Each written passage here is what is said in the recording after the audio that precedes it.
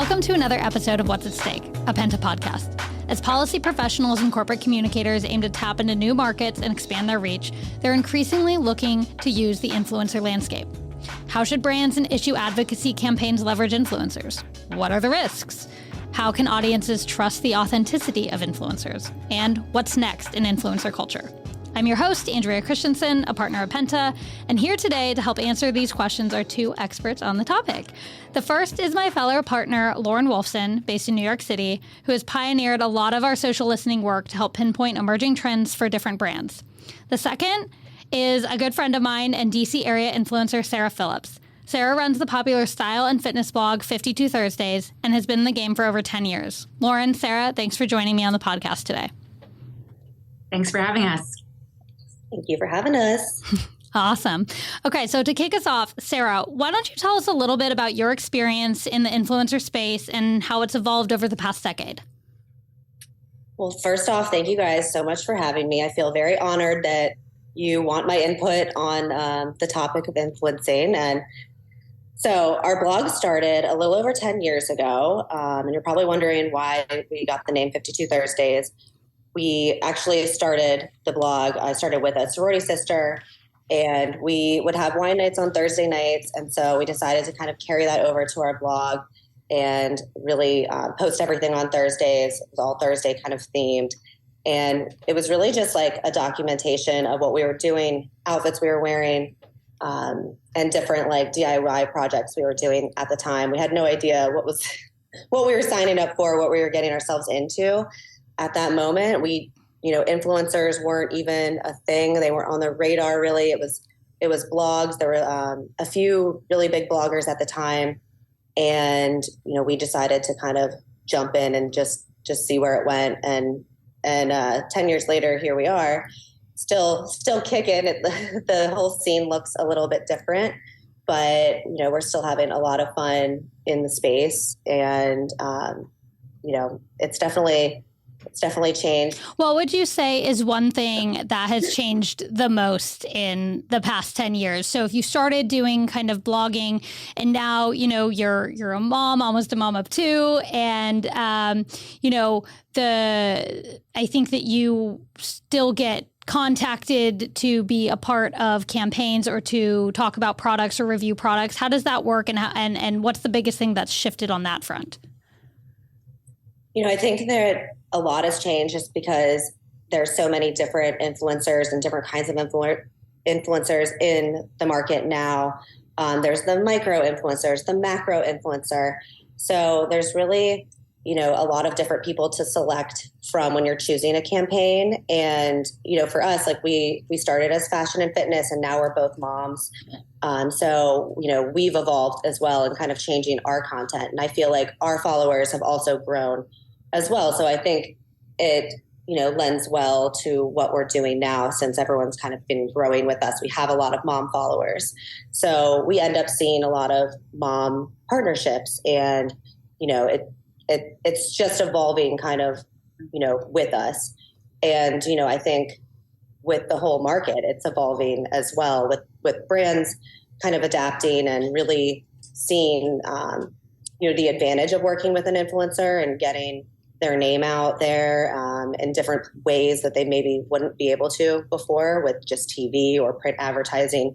This is a way to really get in front of an audience in an authentic way, hopefully. And I know we're going to kind of touch on that, but, you really have to kind of pick the right people that you work with. And same with an influencer, we have to pick the right brands we work with too. Yeah. Awesome. Yeah. Thank you so much. So Lauren, shifting gears a little bit. So why don't you tell our listeners a little bit about the work that you've done and the data that you're looking at and what we've seen for some of our clients who are leveraging influencers in our own work today. Yeah, great. So the work that we do here is really to help our clients get momentum. And it can be a momentum for their brand. It can be momentum for new audiences, or it can be for an issue that they care about and a topic that they're really passionate about. And so to do that, we have to understand a lot of things. I think we have to understand what the brand's values are, what their goals are, what they're looking to do. We have to understand the audiences and who they're trying to reach.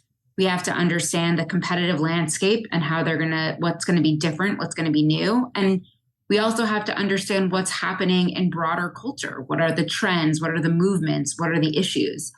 And a lot of the work that we do is really using insights, using data to understand each of those things to be able to give a full picture of what the challenge is, what do our clients really need to overcome and do, and how do you actually develop a strategy that is going to be the most effective. And so as we think about how brands are activating, how companies are activating, how communicating, obviously social media and partnerships are a huge component of that.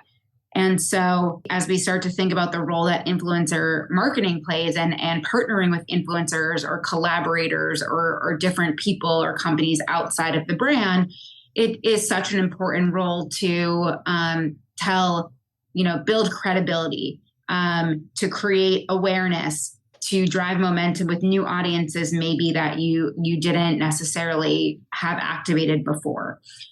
I think what we're seeing in a lot of the work that we do, to Sarah's point, is that there has been so much change with what a genuine partnership looks like between a brand and an influencer, even to the point that because there is such an explosion of influencers, and Sarah has really built a strong, kind of as an OG blogger, influencer, built a really strong business, but there's a lot of people that are saying they're influencers today, and the pendulum has potentially swung to the other side.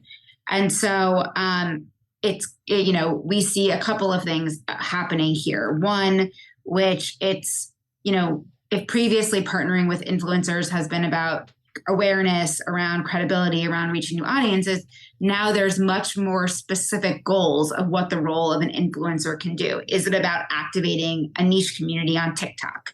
Who are, using your brand and developing, doing interesting things that you never even knew existed or thought of.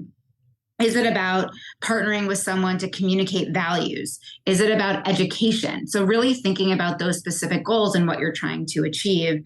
And I think the last thing I'll say is that, where it's going next is, given that the goals of brands are becoming more specific, the way that we're seeing influencers or partners defining themselves are very different. Being a brand educator, being an activist, being a expert. There are a lot of different words and identities that we see influencers using to talk about themselves as a way to meet brands where they are, be more specific, create those more genuine partnerships and connections. Yeah, and I want to go dive deeper on that, on the authenticity point that Sarah raised too, and the micro influencers versus macro influencers. And Sarah, I'd be curious how you've seen the types of brands that are reaching out to you change over time, or the types of partnerships you are agreeing to enter into. How do you think about whether you can authentically, advocate or talk about a product or promote a product when that kind of comes in your inbox or across your inbox? Yeah, so we get tons of emails every day, and we really have to filter through them because there's a lot of junk and there's a lot of noise, and you really have to find something that resonates with you. And at least for us, we want to make sure that this fits with our brand and our followers will connect with it.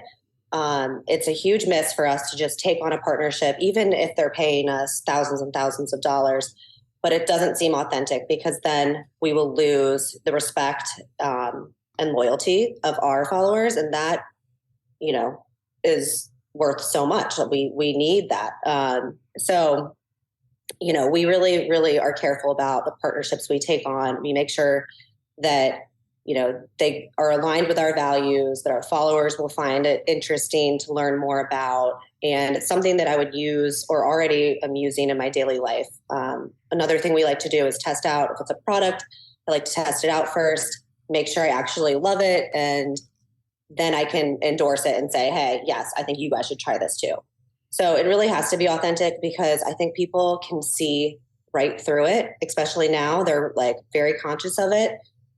They see a lot of, influencers just like hustling products and constantly doing hauls, and just, it's all day, every day. And it's like, what do you trust? Like, do I need to buy 10,000 shirts from Amazon? No.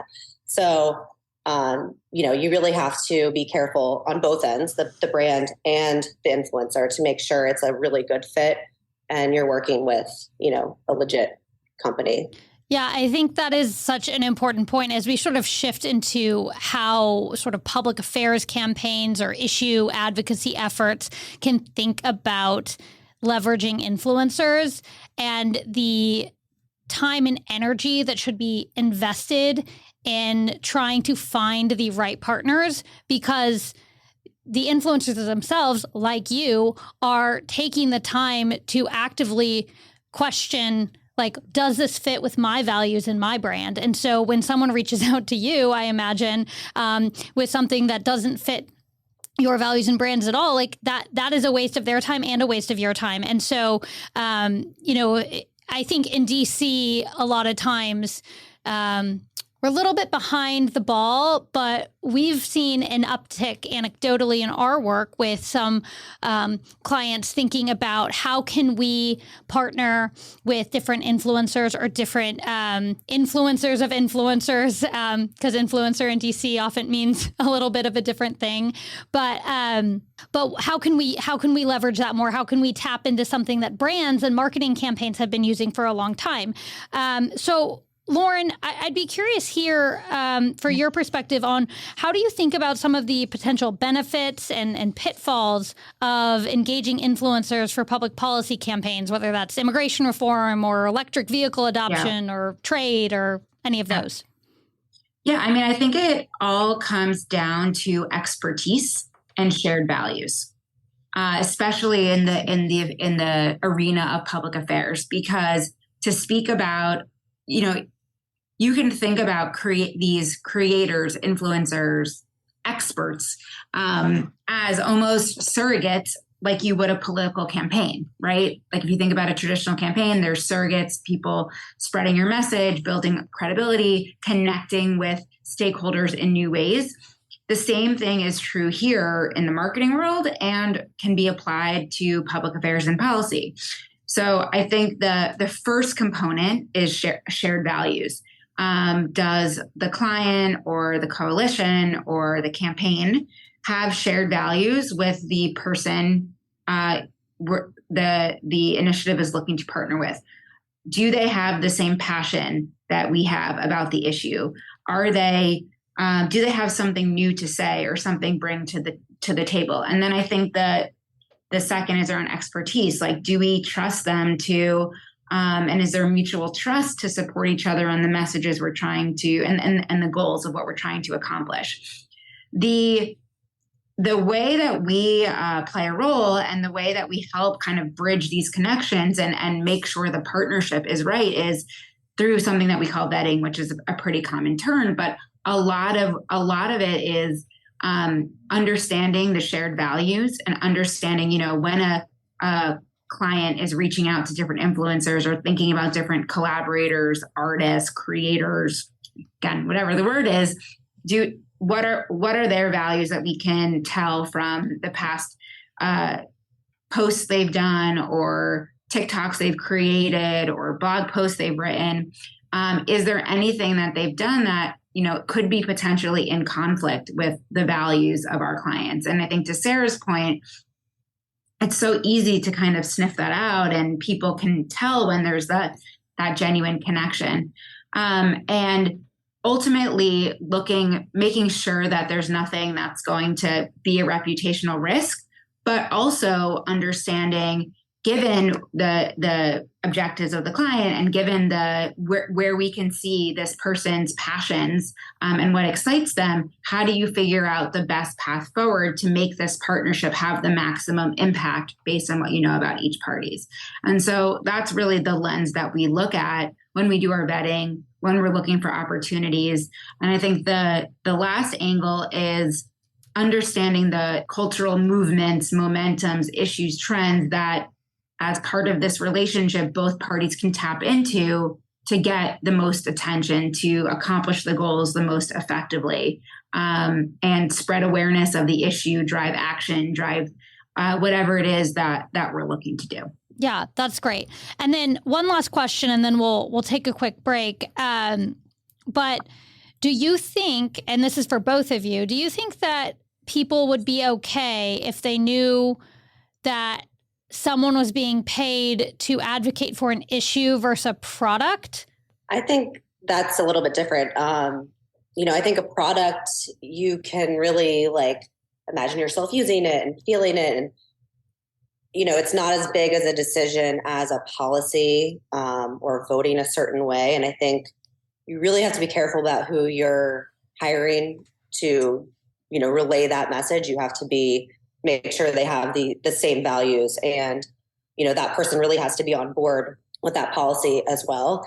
So I think it's very different. I think we're probably going to see more of it, but it's a little bit more tricky. I think when you're finding that influencer, you really have to vet them very well. It's going to be a different process than hiring somebody to promote a moisturizer. Yeah, I think it's also much more personal for the creator or the advocate, anyone or activists, like whoever you're looking to hire. It's going to be a personal decision to engage on the issue, and I think that we've seen different. It's probably also a different arrangement or relationship of how to engage them. We've seen a lot more brands and companies when they're advocating on issues, doing things that aren't paid, but bringing different people, different platforms into their orbit, into their world, and educating them, giving them a reason to feel passionate about specifically the organization or the issue at hand, and it being a bit more organic than something that is a bit more product driven. Obviously, if requires deeper work or deeper engagement or something more ongoing, it looks different. But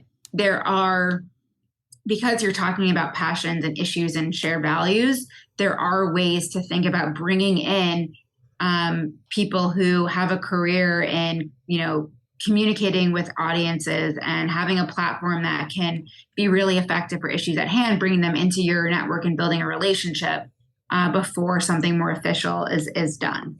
Awesome. Thanks. So we're going to take a quick break. When we come back, we will talk about where influencing is headed next. Penta is the world's first comprehensive stakeholder solutions firm. We are a one-stop shop for the intelligence and strategy leaders need to assess a company's reputation and make decisions that improve their positioning. As executives in the C-suite must account for a growing set of engaged stakeholders, all with distinct, fast-changing demands, Penta provides real-time intelligence and strategy solutions. We work with clients solving complex global challenges across a variety of industries. Our clients span technology, financial services, energy, healthcare, and more. To learn more about how Penta can support your company, check out our website at pentagroup.co, our Twitter at pentagrp, or find us on LinkedIn at Penta Group.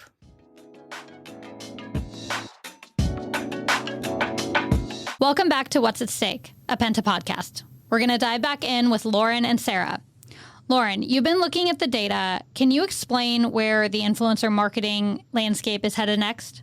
Yes. I think we're at a really important moment in influencer marketing. And I think that there is going to be a redefinition of what good looks like, what good influencer marketing looks like.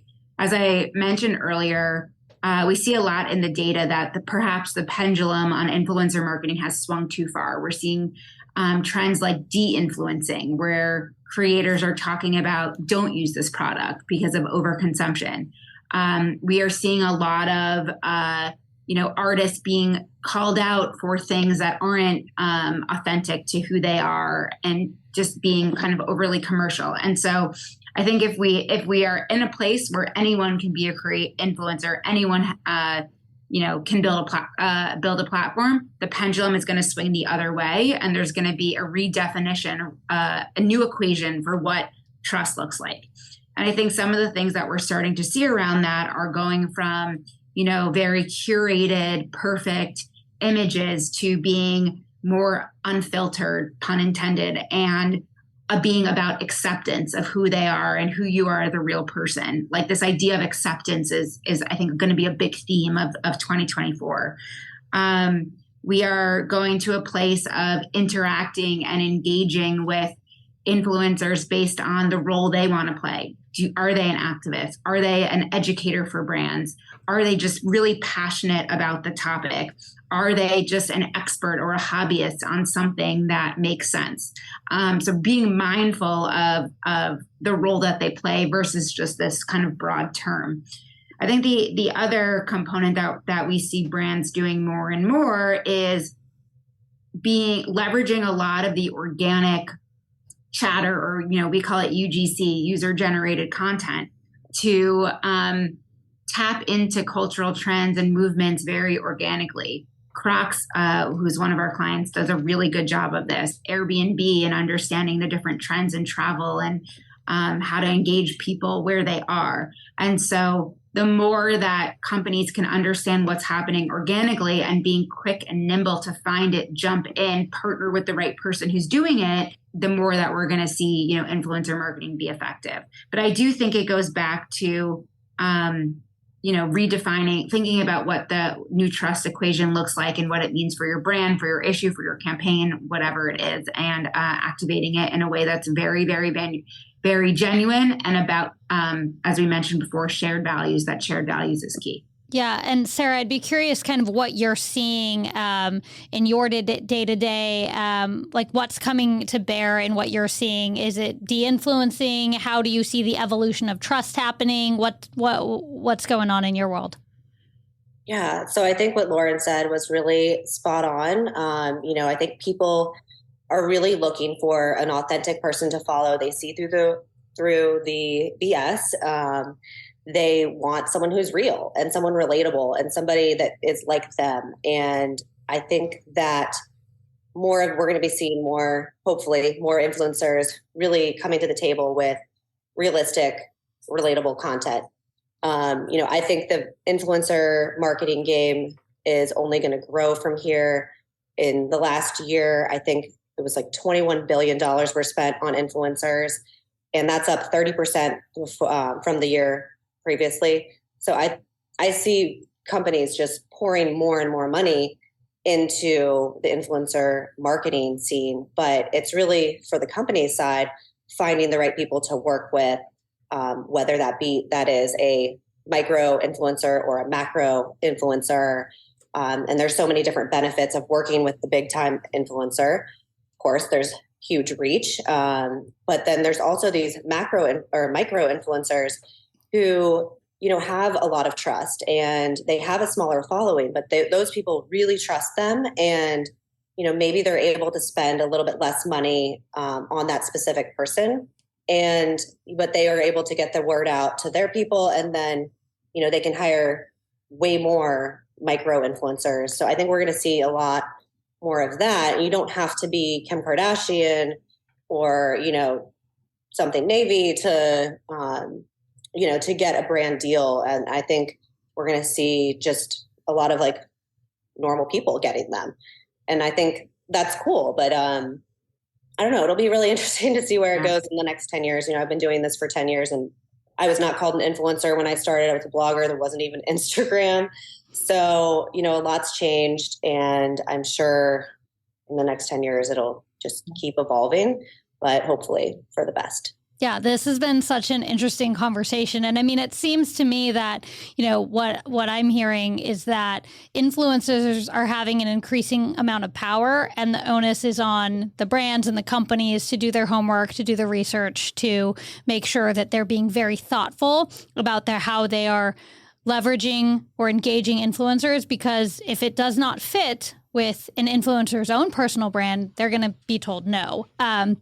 And I think that's really interesting, because trust is kind of the currency with which, artists and creators kind of trade on. Now, I'm going to end here with kind of a last question, fun one that I didn't prepare you for. So I would like each of you to tell me your favorite influencer. And while you think about it, I will share mine. It's Nourish Move Love. She's out of Minnesota. She's a fitness blogger and food blogger. And I came across her after I had my first baby, and it was in the middle of the pandemic. And so I couldn't work out or get back to the gym. And she had this amazing kind of postpartum workout. And I just did all of her workouts for like 6 months. And it was really awesome to like start to feel strong again. So I'm going to go with her. Who wants to go next? I'll go with Emily Oster. Ooh, good she one. is economist who founded Parent Data. And obviously, being someone who is in the data world myself, when I came across her book, it just really spoke to me about making data-driven decisions in a field of parenting. And that is often very emotional. And I love her hot takes. I love she doesn't just give you the data, but she gives you a point of view, and you can disagree with the point of view. But that is obviously what it really aligns, I think, to what I do in my day-to-day too. So I love everything. I take her as the Bible when it comes to parenting. And then I will throw in a really fun one, Ironic Boat and Tote, which is a person who just started an Instagram of putting really funny sayings on LL Bean totes. I think she started with doing things like Prada and Balenciaga on her totes, but now it evolves to other really funny things. Shout out to Stacey Kerr, who recognized my Ironic Boat and Tote, and we had a moment. Mine says Spice Girl, and it's just one of those things yeah, it's just one of those things that is just like, in the crazy world we live in, an influencer that is doing something fun and entertaining and things like that. I could go into a lot more on TikTok, but like there's a lot more I could get into, but I'm going to go with those two for now. Okay. Sarah, what about you? Okay. So I was like, oh my God, I don't even know. There's so many that I follow and love, and, they're all up in my feed, but I actually really love Half Baked Harvest. I don't know if you guys follow her. I think her name's Tegan.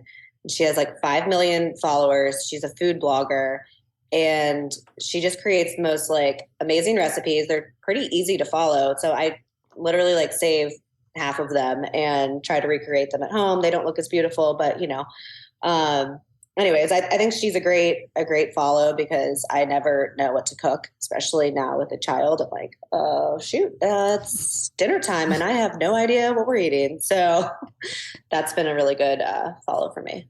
Okay, well, I have 2 new follows over here, and I'm excited. Well, thank you both for joining us. It was a great show. I learned a lot. And to our listeners, remember to like and subscribe wherever you listen to your podcasts, and follow us on Twitter at Pentagroup. You can also find Sarah on all her platforms at 52 Thursdays. I'm your host, Andrea Christensen, and as always, thanks for listening.